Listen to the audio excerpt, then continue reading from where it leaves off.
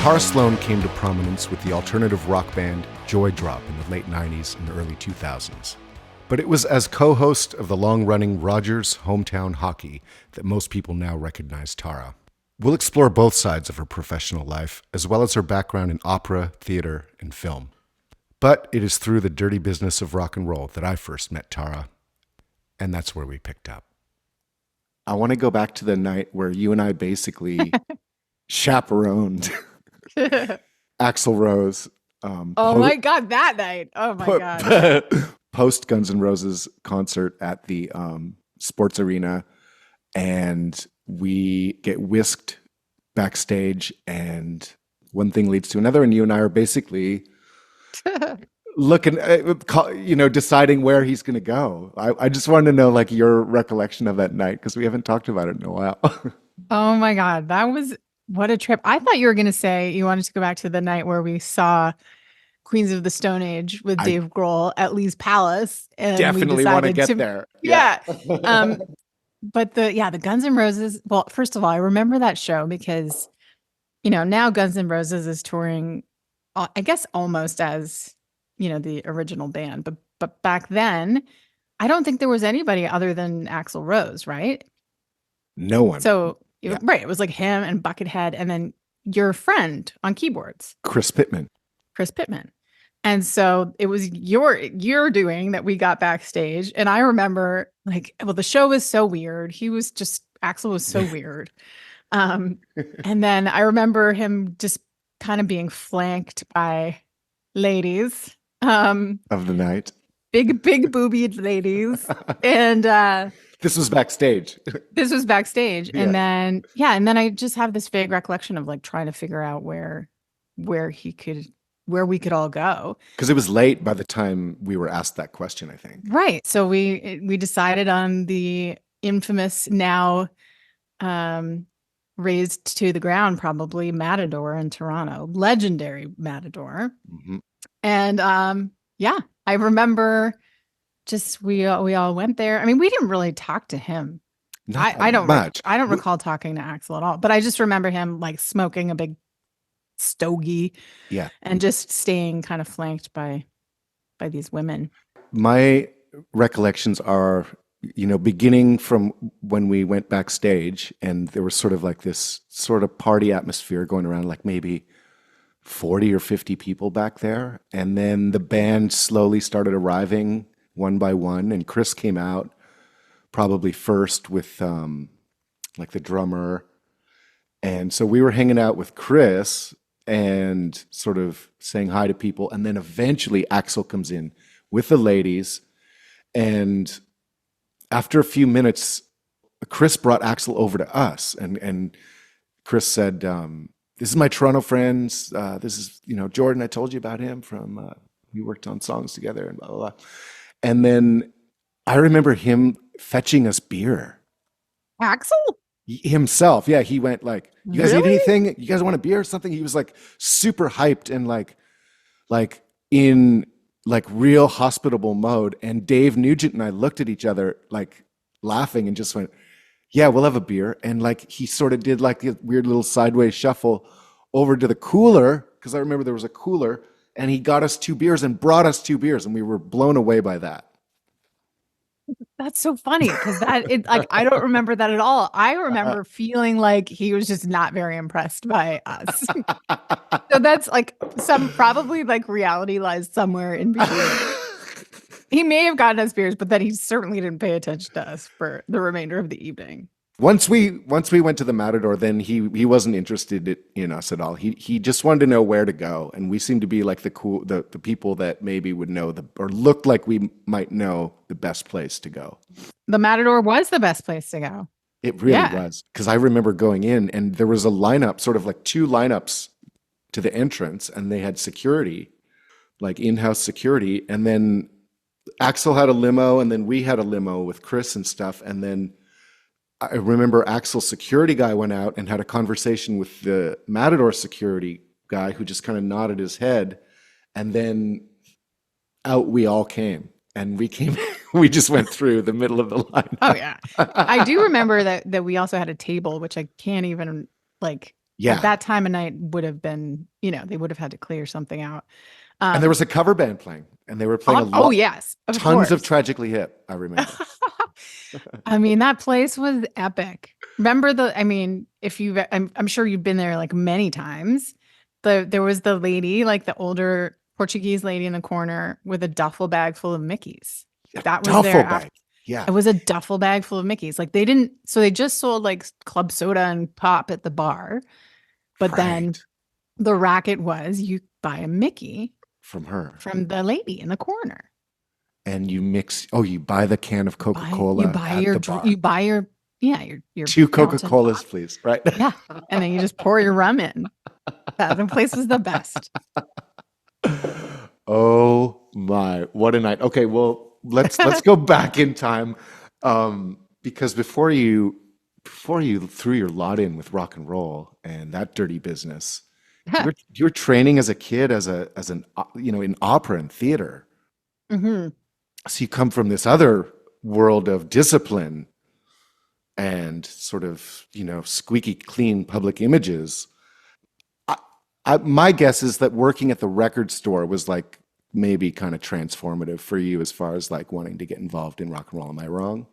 Yeah, I mean, certainly I think that cemented it for me. Mhm. I think I loved classical music. I still love classical music. And it, at an early age when I started singing in choirs at school, um, it turned out I was really good at singing it. I had a very high soprano voice. And so, yeah, in that way, I pursued it. I really did it. Like I did have, I guess some amount of discipline. Um, but not a ton, you kind of, at that age, I was good enough that I could just kind of coast, it's not like I Mhm. practiced a lot or I was just good enough to coast. And really, when I got to university and I started my music degree at Dalhousie and I had to practice. And no, that's when sort of failed spectacularly. Which, I always wonder what would have happened if I had stuck it out. But my God, like, could there be a harder career path than being an opera singer? You'd have been a different kind of national treasure, but I can't Oh my imagine it God. really. But I mean, it's so hard. And yes, your body is truly your instrument and the discipline required is just more than I ever possessed. Mhm. Um, yes. So my part-time job through high school was at Sam the Record Man. And I worked mostly on the classical and jazz floor to begin with. But of course, I was exposed to all this amazing indie music and the people I worked with, um, people like Jay Ferguson from Sloan, and then we'd do in stores and Sloan would play or Jail would play. Like there was just so much great music, especially in Halifax at that time. Mhm. So I feel like that was just such an incredible musical education for me. But really, it was the Ramones. It was the Ramones when I was staying at my grandparents' house in Montreal. I was like, they left there for the summer or whatever. Mhm. I used to go to the video store at the Côte St. Luc shopping center and rent whatever on VHS. And I saw this movie called Rock and Roll High School. I didn't know anything about it. And literally, I was, I guess, probably in sixth grade, so like 11. That changed my lich. That scene where Joey's playing for her in the bedroom. Oh Could God. you And imagine I, and I thought, I mean, I had such a crush on him. I mean, that? God love and rest in peace, Joey Ramone, but like he's not the most handsome fellow.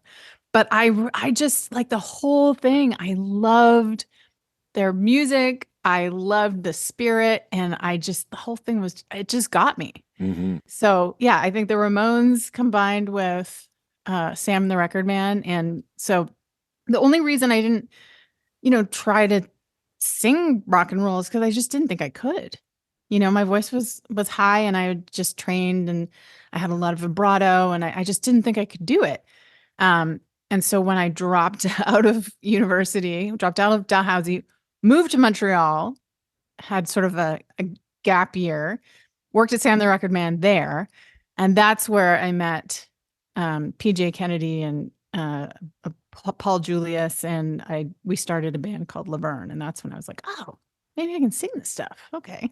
The fertile grunge scene of the early mid 90s in Montreal. Yeah, it was unbelievable there. And we were there at the same time, hanging Yeah. out in the same places. Right, but I knew of you, but like I don't know that we knew each other. We knew so many of the same people. It's Yeah, weird, right? it is It's such a weird. small scene too. I was there for a year trying to figure out what I was doing with my life, and that's when I worked at Sam's in the warehouse and joined the band. And then I was like, okay, I got to go back to school. I got to do something. So I did Concordia Theater for a couple of years, and then it was working in theater and film that drew me to Toronto. And honestly, I had this sense too that in a way, Montreal, I needed the environment around me to impose discipline on me because Montreal was not it. Like I Hmm. lived at the corner of Saint Laurent and a little street called Guilbeault.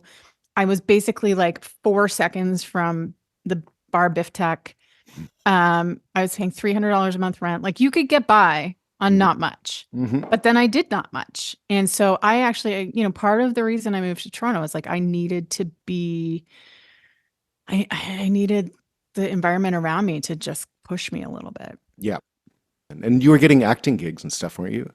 I was, which is why I left theater school. I consider that a different experience than the first time when I literally just dropped out. This time I was starting to get, yeah, I had done some work at the Centaur Theater in Montreal, and I was getting, little parts in TV shows. I did a terrible horror movie, but enough that it seemed like, Toronto, certainly for Anglo actors, was the place to be. Uh-huh.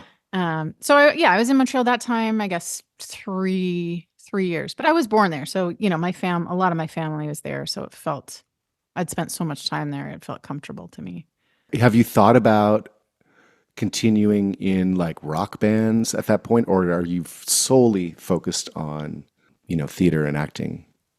No, I missed music a lot. And so I moved probably I would say the spring of 96, maybe. Uh-huh. And I was looking through Now magazine classifieds, like probably from the moment I got there, just to find some people to play with. Anybody who's moved to Toronto kind of cold knows it can be hard. I was really left my friends in Montreal. I didn't know that many people in Toronto. I felt really, yeah, adrift Mhm. and lonely. And so I was looking actively for people to play music with. Nothing really stuck until it probably was December of 1996 when I answered an ad posted by somebody named Tony that said Mhm. looking for a rock goddess. I was like, oh, Oh, maybe I could be that. And that was it. That was Joydrop.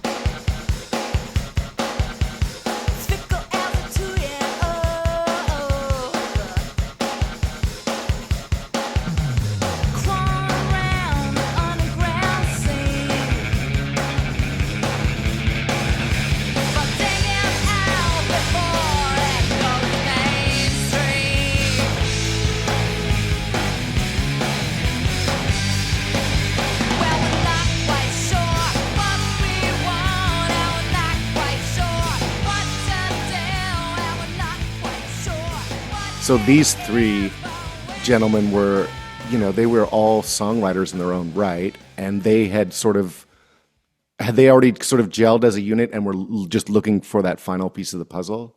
Yeah, they'd actually had a singer, and that it didn't work out. Hmm. They had everything. I was so naive when it came to rock music, like I said, or at least to the path of music and record deals and all that stuff. Like in Laverne in Montreal, we just played for fun and played for beer. Um, so yeah, Tony, Tom, and Thomas had different singer that didn't work, but they already, had a bunch of songs in the can. Tony and Tom had toured with Bass's Bass and had bands with record deals before, so they kind of knew exactly what they wanted. Hmm. So, they had songs, they had a producer in mind to do a demo, had a manager. So I kind of walked into this like ready-made situation, which was shocking to me. What did you guys do right away? Did you start recording, or did you just learn the songs that were there already? Or how far away were they from actually getting a record deal at that point? So nothing had been really shopped yet. They were waiting for the final piece, being the singer. No, I have to give it to Tony and Tom, like especially talk about discipline. We just rehearsed. Like we just rehearsed.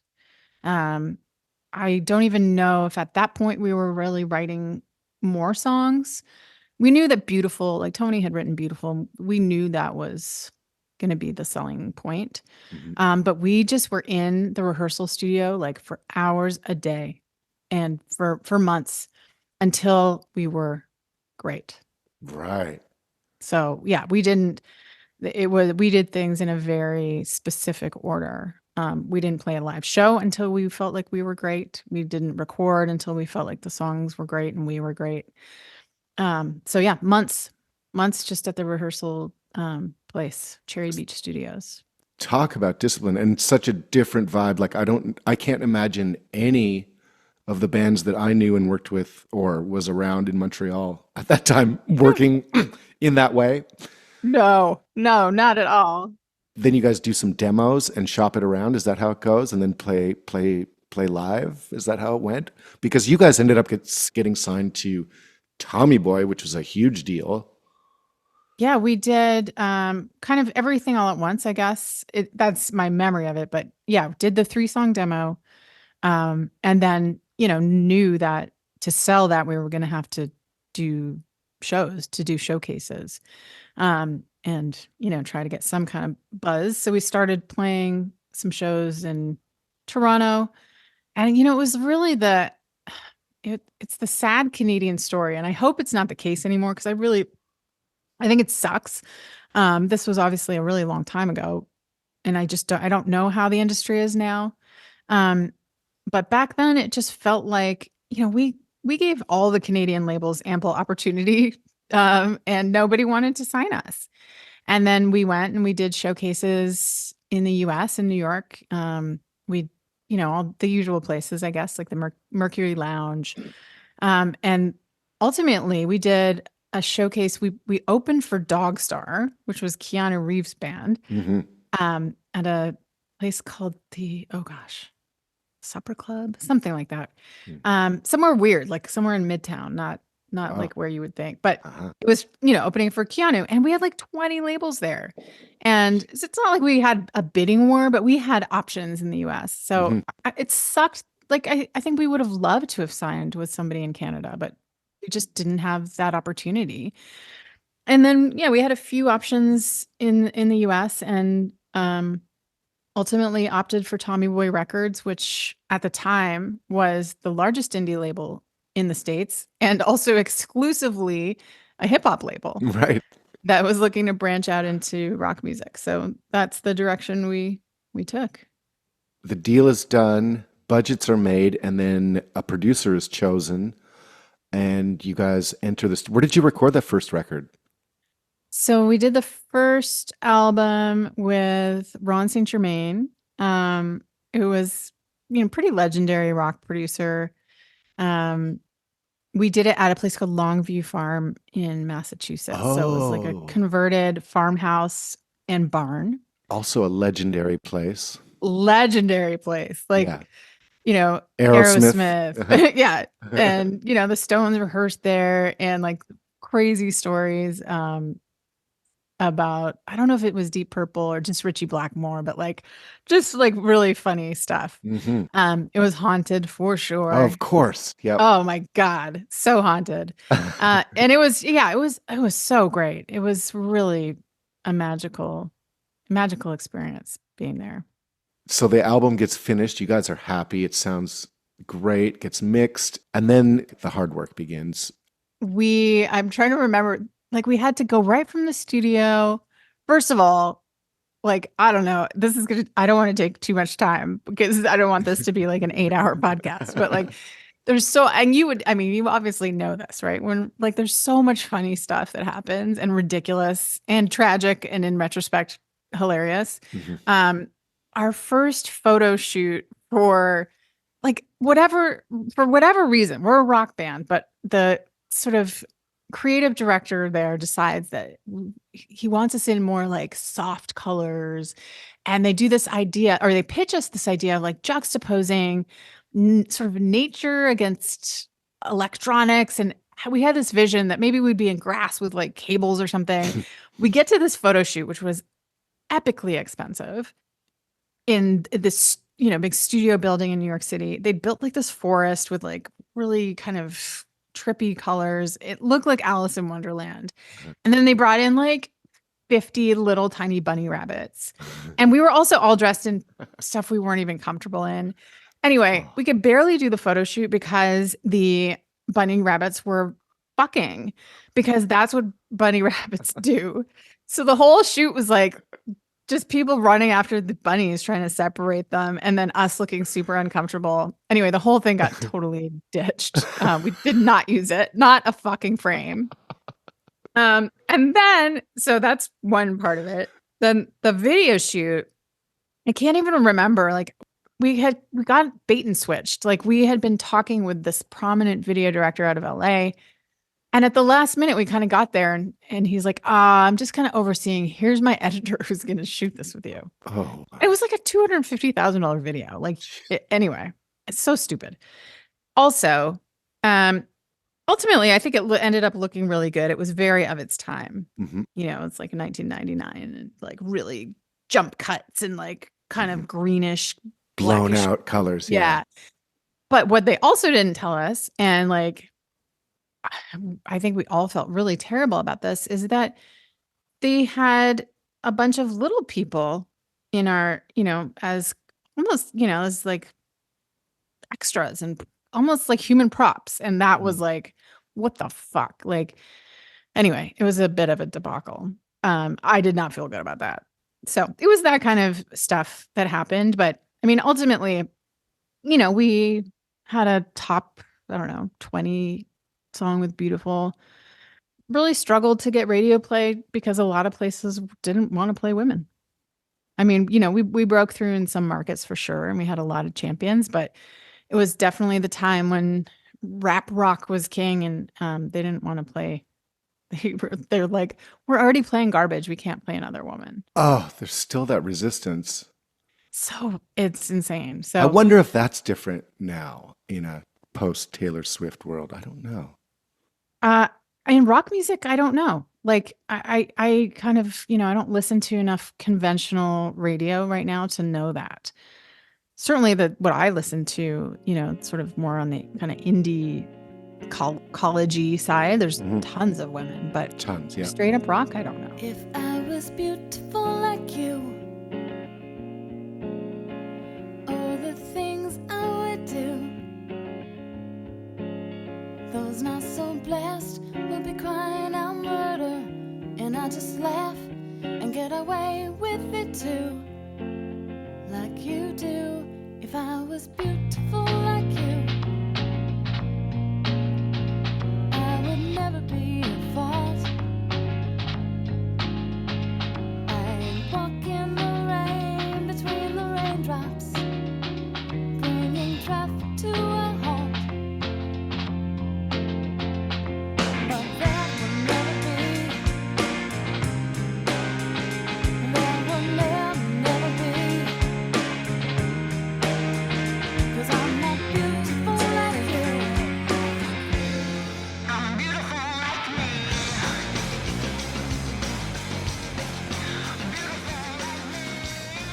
For acts like Joydrop, it was like, there was sort of like the last era of, alternative rock bands getting signed to major labels and being given relative freedom in the studio, I would say. I don't know about you guys. Was it like that? Could you guys kind of, with the producer, kind of, did you feel any other pressure from the label? I mean, the single, obviously, every band who depends on radio play encounters this, like, you have to have the single, right? Or the singles. They forced our hand on the second album a little bit more, like we didn't have as much autonomy in terms, like we had some I remember we had a video director chosen and he was, kind of up and coming. No, that didn't work. They wanted like a more notable photographer, a more notable producer. Like they just, we wanted to the record company kind of forced us to spend more money on bigger names. So for the second record, I guess you guys had some success on the first one, and you go up to Vancouver for the second one? Yeah. So that was with Garth Richardson, recorded, did drums at the Warehouse, did the rest at the Armory. I mean, awesome studios. Vancouver's a great place to live for a while. Put out our single, Sometimes Want to Die. It's, really started doing incredibly well in Canada, was heading into the charts in the US, and then 9/11 hit. And it got taken off the radio because they took everything off the airways that had any reference to planes, flight, falling. To burning. death itself. Even just death itself. Yeah, just death. Like Sometimes Want to Die. It's like sort of it's cheeky, right? It's not like it's not like, sometimes you really feel like, it's more just about this occasional melancholy. And with a bit of poetic license, you say, Sometimes I Want to Die. And they're like, no, that's it's too close to the bone. I mean, geez. So that was it. The bottom dropped out there.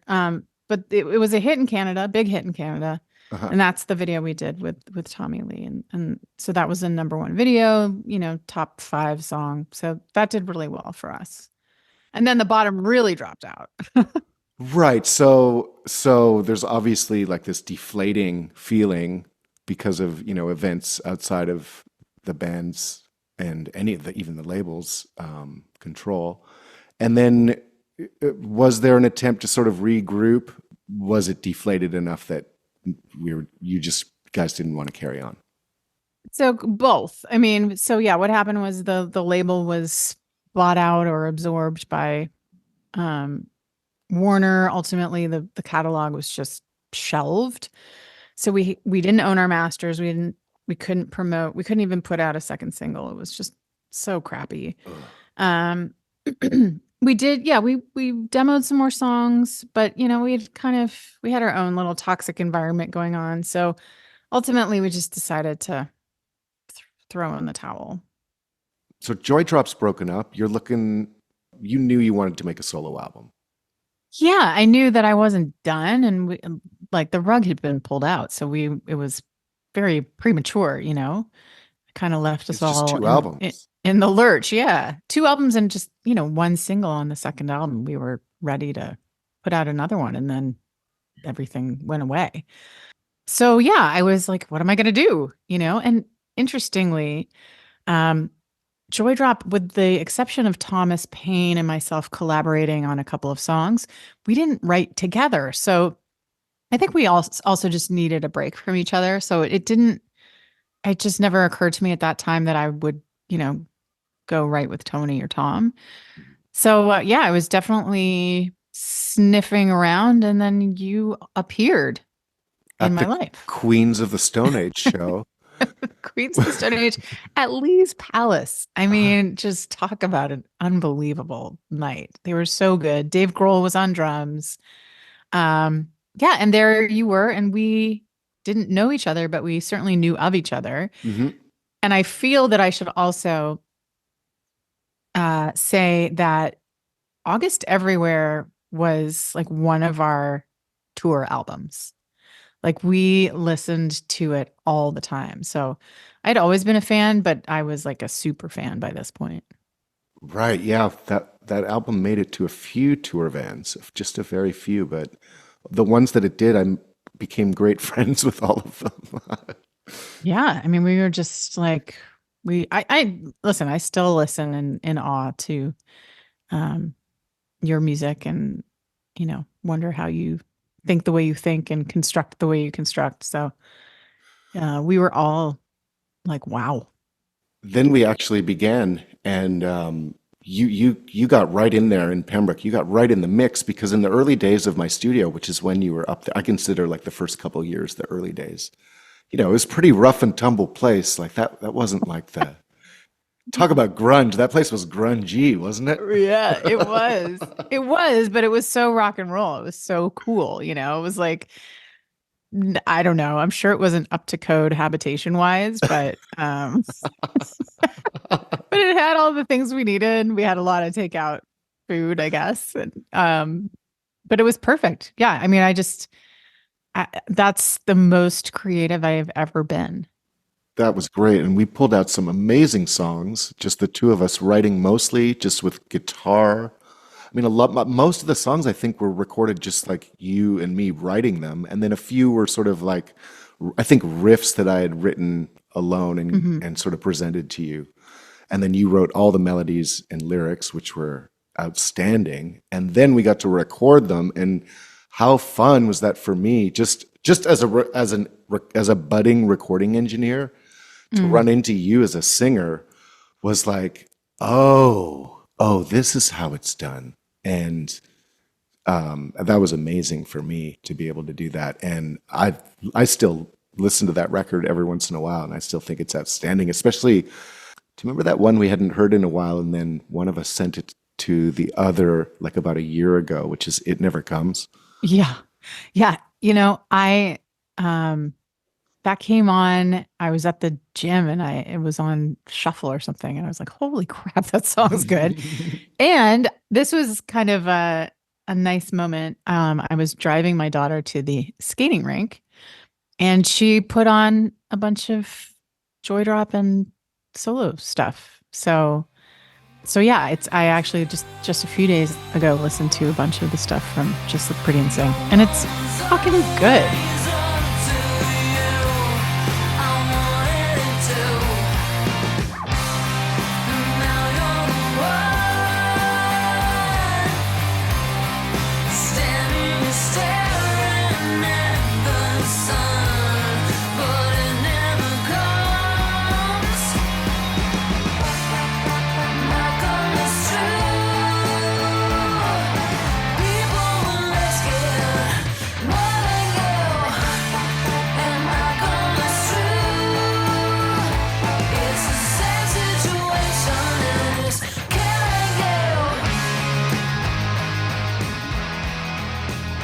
You know, so it gave me all kinds of feelings of like, I'm pissed that it didn't, get more exposure and do better.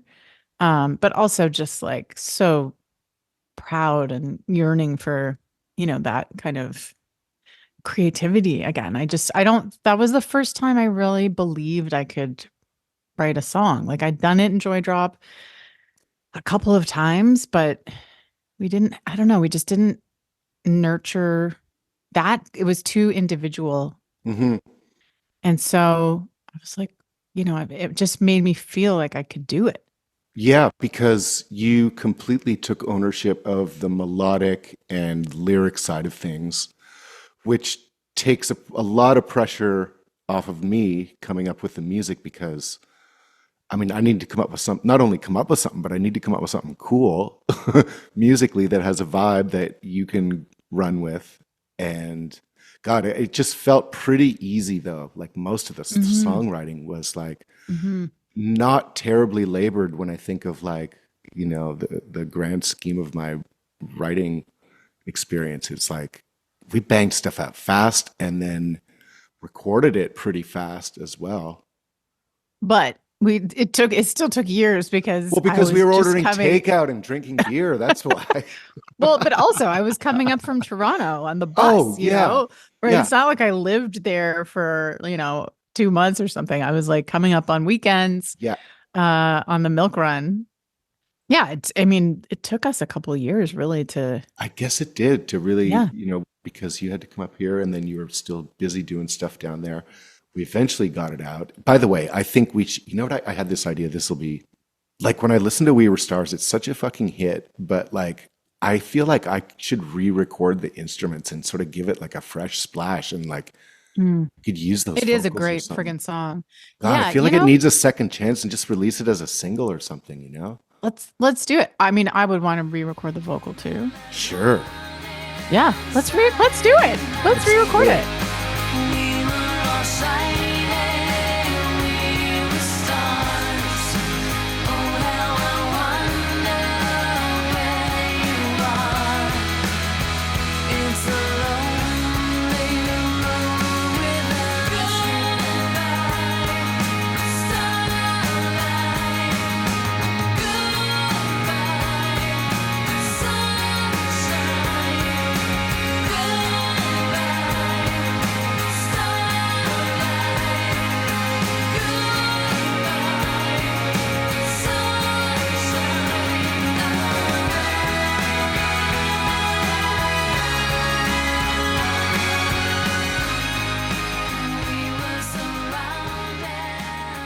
At this point in my life and career, probably most people don't know anything about my first career, Yeah. right? Yeah. Which is extraordinary because I was thinking about, the transition, which, correct me if I'm wrong, but it was the Calgary breakfast television job. The transition From basically in full-time musician into television personality. it was a little earlier than that. The catalyst, well, there were sort of two things. First of all, Rockstar in Excess, which is in 2005. That's what I want to talk about because Right. that was extraordinary. Okay, so we had just finished the album, you and I, and that was either being mixed or I'm not sure if it was it out by the time you did Rockstar in No. Excess? Okay, so No, we were still sitting on it. right, and there was either like business stuff or mastering or mixing, something was going on. But in the meantime, I started playing with Tony, your bandmate in Joydrop. That's right. That's And correct. so he was coming up to Pembroke not only to play with Blinker, but he was recording his own solo stuff up in Pembroke. So Tony and I were hanging out a lot and we were socializing a lot. And the whole In Excess Rockstar happened. And I just remember watching it with Tony. And, of course, we were knowing you, we were just as invested and glued to the screen as it was possible to be. And then we also knew Susie McNeil, of course. And so we were like, wow, we know all these people on this bizarre, huge American network show to replace the lead weird. singer in Excess. And my memory of it was like you were kind of like, should I do this or should I not?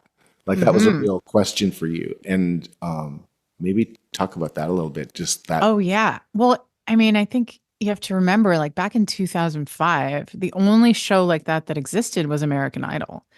And, I don't think it was like cool to be on American Idol necessarily. And American Idol was exclusively pop back then. But it wasn't like I was kind of worried that it would ruin my street cred, like I had done, like my music career had come along organically. So it wasn't how people made it. Like now there are so many of those shows and it's how, a lot of people are propelled into, various forms of stardom or not. But, so I really thought long and hard about it. Ultimately I just decided that if I didn't do it, I would regret not trying. So I just had to. But I mean, it was a real process, even just, you just kind of sign your life away. You sign your rights away, you sign Privacy, NDA, you sign your privacy away. So because, they had found me, and it was actually like a Joydrop super fan, this woman named Chris, who's also a big In Excess fan. So she actually I didn't audition, or at least not in the initial rounds. She put together a package because she was such a big fan. So she kind of, probably sent them like some CDs and a letter and a video or whatever. And so she got the attention of In Excess's management. So I was able to skip the preliminary rounds and I was flown down to LA. We were in Santa Monica for like a week as they had the top 50 kind of audition. This part wasn't televised. So we were all staying at this hotel, kind of auditioning, and you'd see people, every day with their suitcases. So you knew it was whittling down. Mm. And then we got to the final, like 20 probably. We had to go, we went to like what are the famous rehearsal studios there? Not SRO. Oh, well, there's Bill's Place up in the North Valley. No, it wasn't that, but it was one of those famous ones. We rehearsed with the band, and did these showcases for like, the CBS execs and In Excess. Anyway, it was really stressful. Yeah. And so I made the cut, which was the top 15, and that's who they put into the Rockstar Mansion, and that's where the show started from. Mm-hmm. So it was, I mean, honestly, it wasn't really, it was hard. Like, I'm not going to say it wasn't fun. We had some fun moments, but it was, you're very isolated. They're playing with your hope and fear. Like you're just constantly afraid of getting kicked out. Yeah. I was not a favorite of the judges, so that was hard. The saving grace really was the musicians. They really wanted to pit us all against each other, but we were just like, we're musicians, man. Like we respect what everybody does. Yeah. And we were all different and we were all pretty established. So that was the saving grace, was just the brilliance of, how talented everybody was.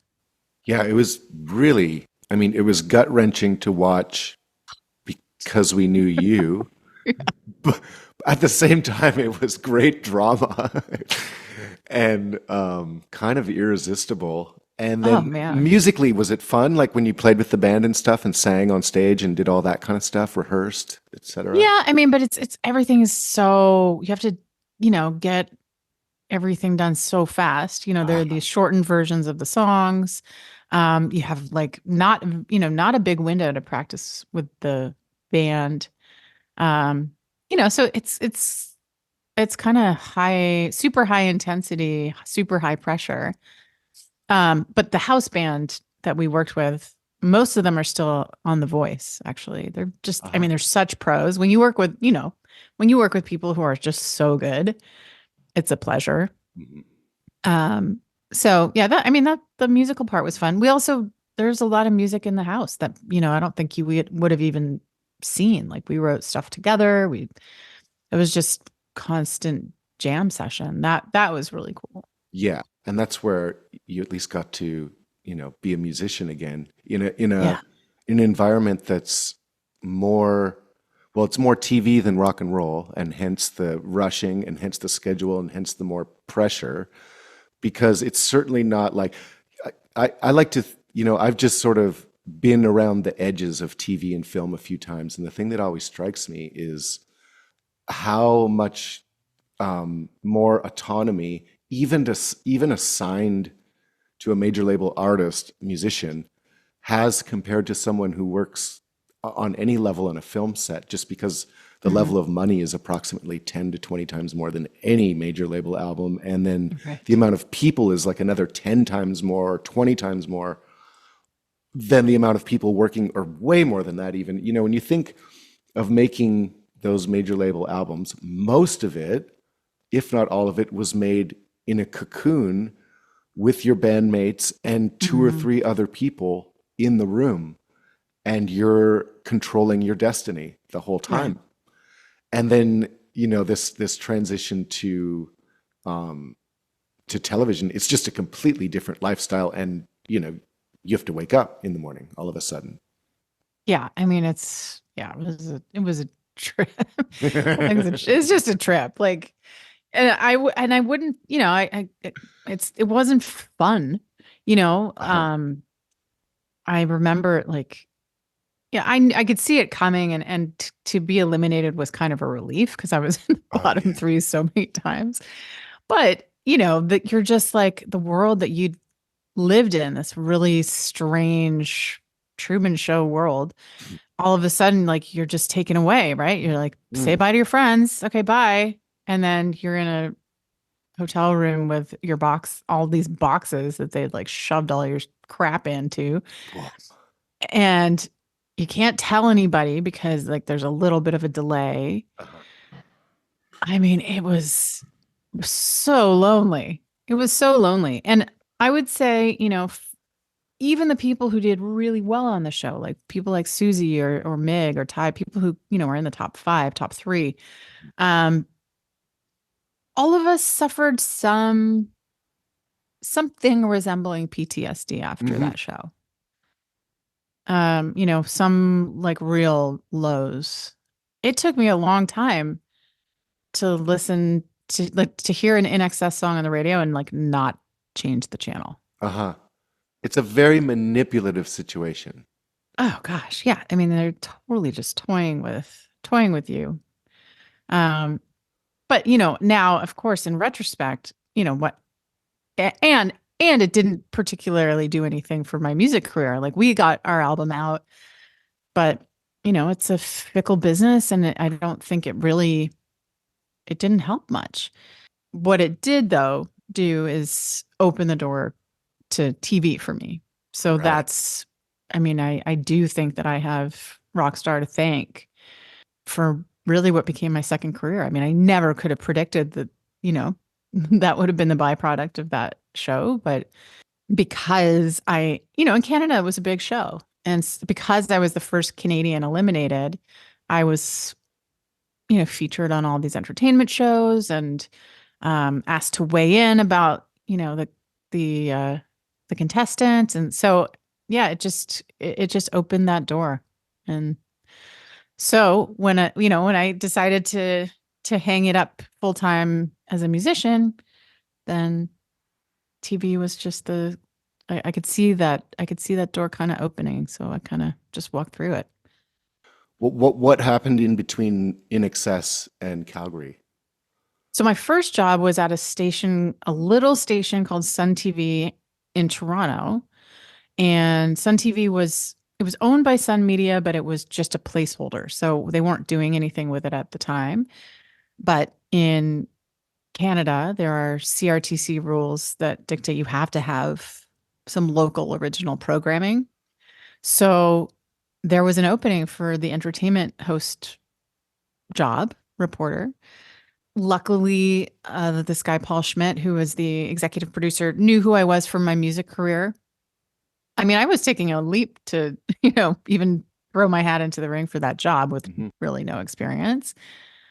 But he knew who I was. He had faith that, I understood the entertainment world and that I was smart enough to learn. And so I got the job. It was like $45,000 a year, really entry level. But I mean, it was like school. Everybody around me was really generous in terms of teaching me. So I learned how to host. I learned how to report. I learned how to, do paper edits. I learned how to write. I learned how to read a teleprompter. But it was a hard adjustment. Like I was there, it was a 9 to 6 job. I was like, what? What? And there were definitely the first few months I've like, it was a Growing painful pains. adjustment. Oh yeah. Like, hey, by the way, you can't stay out till 3 a.m. and I just couldn't do what I used to do. So. And then how long did that last before you eventually went to Calgary? So that was 2007. I went to Calgary in 2010, and I also had a baby in between that. So I did have a year. I took the full year of maternity leave. And then, I was actually trying to figure out what I was going to do when Audrey was approaching a year. And this Calgary job came up. Same executive producer, Paul Schmidt. So I auditioned for that. Knew it was like, would be a really good stepping stone for me, and got the job. So moved to Calgary in 2010 with a, 12-month-old daughter in tow. And we did it for 5 years. Okay, so you're up and running in Calgary. You have a 1-year-old with you. You're on television every morning. You're waking up. What time do you have to wake up? I woke up at 3. Jesus. Yeah, it was. You used to go to bed at 3. I know. It was so hard. And I'll tell you, I made every adjustment through the 5 years I was there to just try to feel better, like I napped every afternoon. I went to bed. If I wasn't asleep at night by 8:30, I was kind of starting to panic. It doesn't matter. Honestly, when you wake up at that time, it doesn't matter how much sleep you get, though. You're just still tired. I didn't drink alcohol during the week. I ate dinner quite early because I found like I was groggier in the morning if I ate late, and ate a lot of carbs at night. Like I exercised, I was really, really just trying to help myself feel the best I could. But ultimately, my body did not like it at Just all. rejected it outright. Oh, no. It's hard. I have a lot of respect for people who pull it off. And some people find it easier. For me, it was really hard. Yeah, it was a great experience. I mean, also talk about school. Like it was 3.5 hours of live TV every morning. And, everything that you can think of that would happen on live TV happens. Right. And so there's just no better, it's like just boot camp, like you do it all, you encounter it all. And so that was an incredible education for me. But then how does this parlay into the huge gig of you co-hosting the biggest hockey show in town? So you know me, I had always been a hockey fan. A huge hockey fan. And Yeah. like for anyone who still only knew you as a musician, they might be surprised to know how committed and emotional a hockey fan you are. I mean, it's in your blood. Yeah. Yeah. I mean, my family's from Montreal. I grew up watching hockey with my dad, Habs fans, and went through had some pretty good years, 86, 93. And so, even in my Joydrop days, I had done Michael Landsberg's show Off the Record like 25 times. I was, one of a handful of women who were regulars on that show. So, when I got into TV, I started to think about where I wanted to steer myself.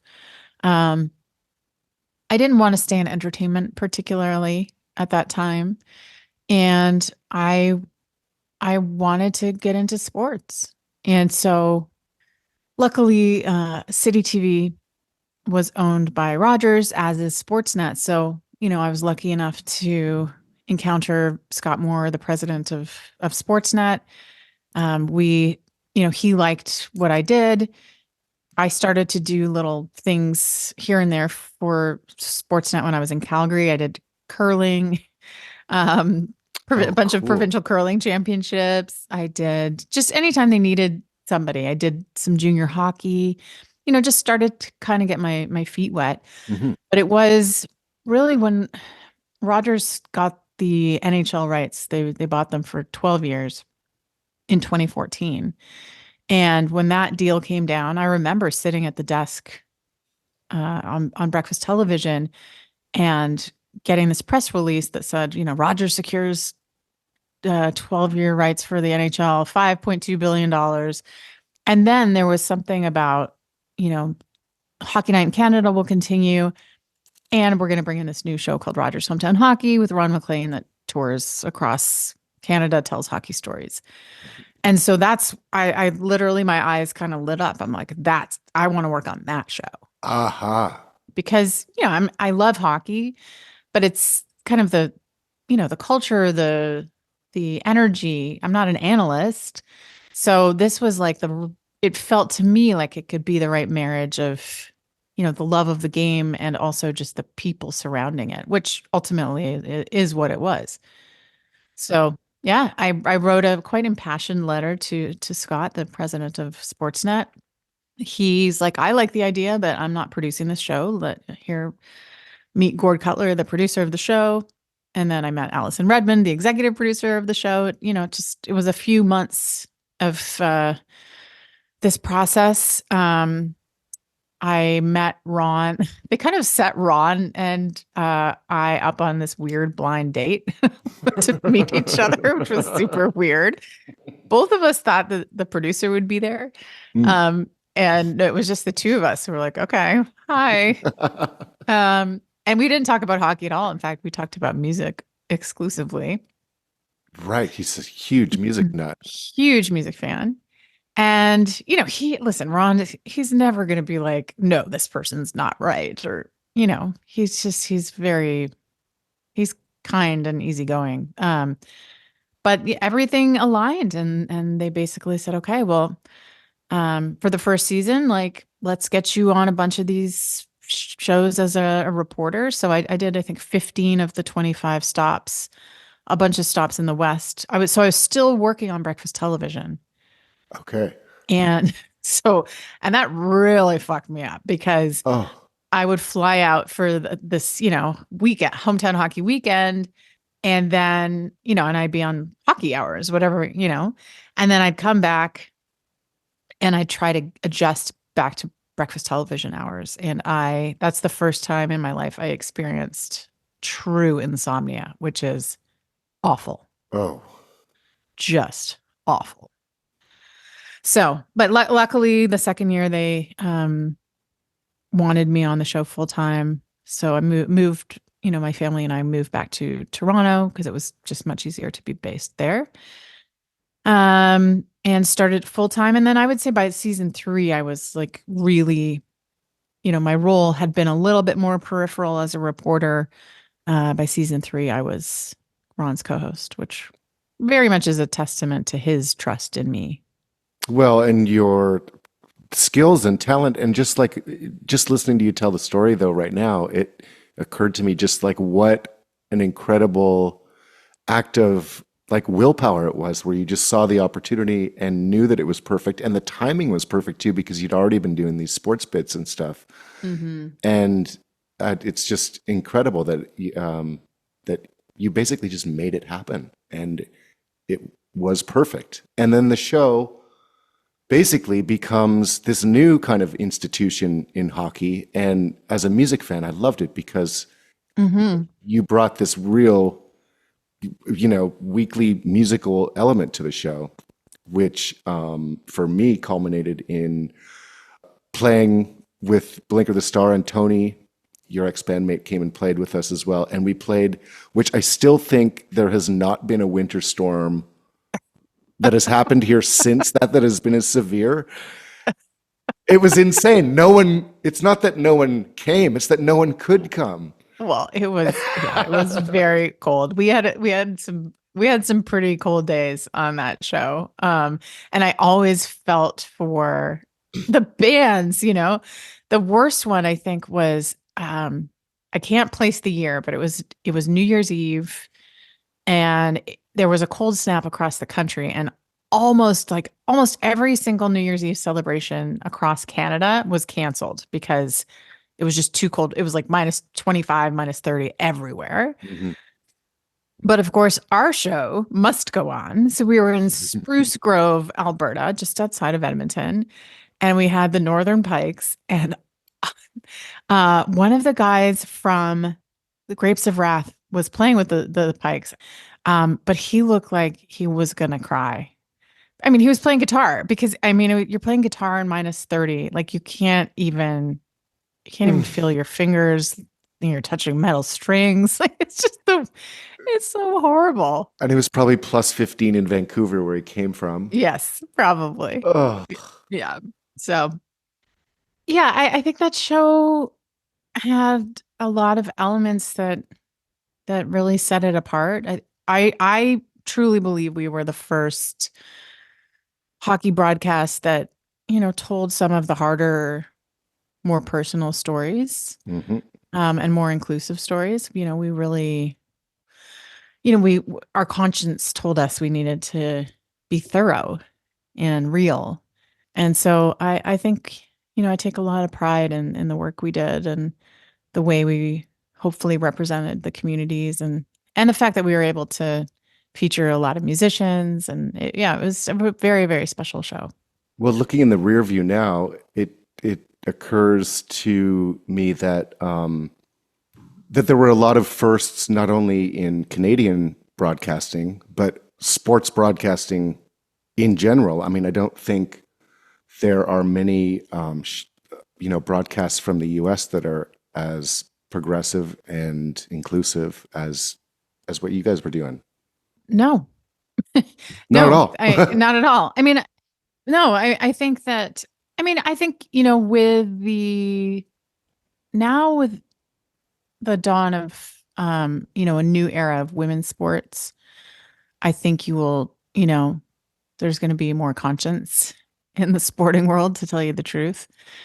And I think, you know, what we initiated in hometown hockey has now, you know, kind of become a little bit more normalized in the hockey world. Certainly, you know, Sportsnet's hockey coverage, they tell a lot more stories that, you know, I think that we started that kind of storytelling. Yeah, you created a whole new space for that, that now in the absence of the show, other people don't feel as, they just feel completely emboldened or normal in doing such a story.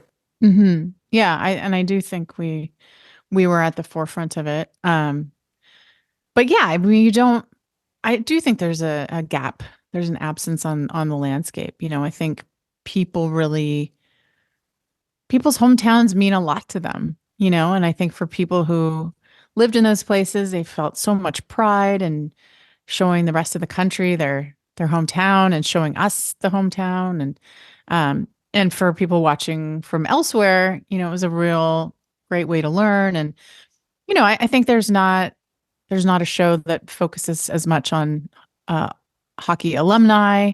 Certainly, there was not a show that focused as much on women's hockey. But luckily now there's a professional league that's up and running and doing well. So those stories are being told. But yeah, we did it first.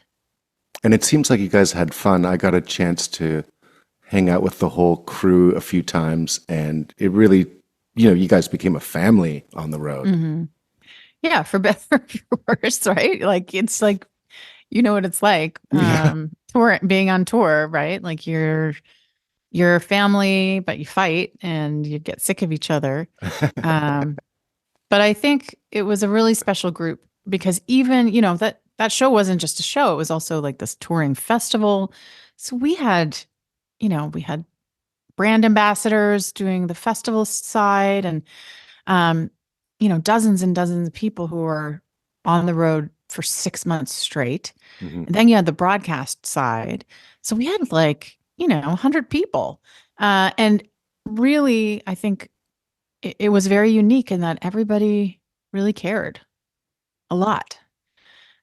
We all wanted the communities, when we left to say, wow, that was amazing. They did a great job for us. Well, like all good things, the show did wrap up a couple years ago. Then you end up in, I mean, I just sort of give you, my version that I just see because I don't talk to you every week, and you turn up in San Jose. Yeah, so weird. So weird. Yeah, the writing was on the wall. I hometown hockey, I mean, listen, there are communities we didn't get to. Hmm. We were derailed by COVID like everybody else. Um, but perhaps even more so because we were a touring festival and even when we were back up and running, we would have COVID go through the whole crew and I mean just it logistically became very, very difficult. Hmm. Um, and yeah, we just kind of felt like it was happening. We felt like it was going to end. And we were tired too, like I think it was maybe it's natural conclusion for all of us. In the meantime, I had, my marriage had ended. I had fallen in love with somebody who is in the Bay Area. We'd been doing a long distance thing all through COVID, but kind of in preparation for the inevitable, what I thought was the inevitable end of hometown hockey, I had made connections with the Sharks in San Jose, with NBC Sports, who is the broadcaster for the Sharks. So I had some good leads and good connections, and so was able to mobilize as soon as hometown hockey was done. I kind of just jumped into action, and I have to say, like, the Sharks and NBC, like they didn't. It's not like they had a position already. They created space for me because they knew my work and they knew who I was, and so yeah, so I got a job, or I got a couple jobs.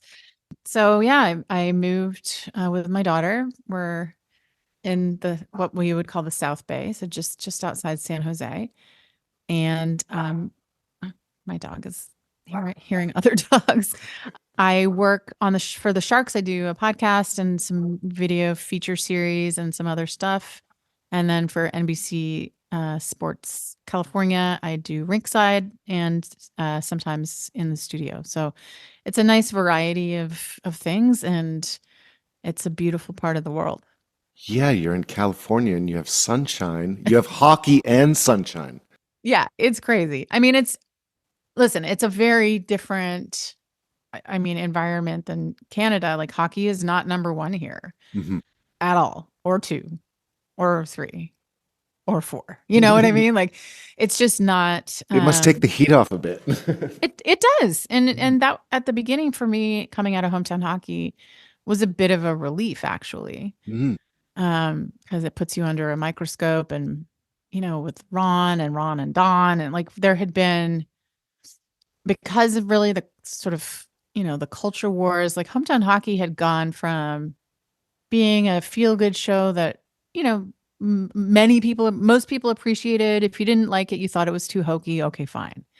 But then it kind of started to morph into like, oh, that we're this like woke show.